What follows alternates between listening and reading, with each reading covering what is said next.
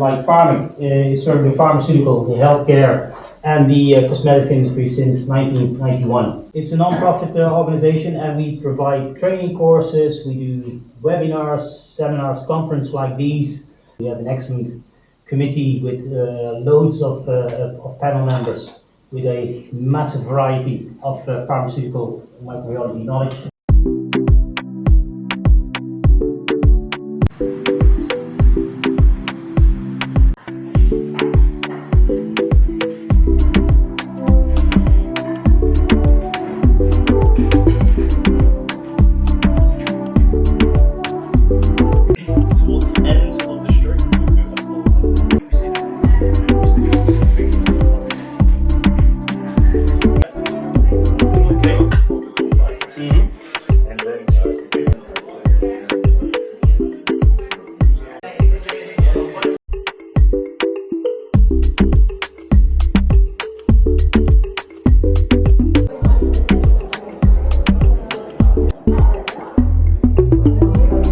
That you need to think about. The rationale for rotation, we'll discuss that later.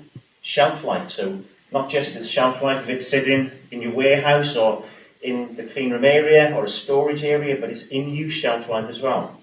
The sterility of the product, the manufacturer themselves, are they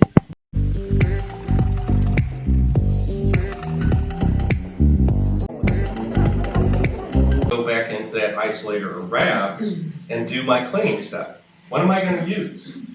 Well, I could use IPA, I could use a sporicide, I could maybe use a disinfectant or a cleaner, but whatever I use in there, especially on the gloves inside there, you need to make sure to go in and rinse with sterile IPA.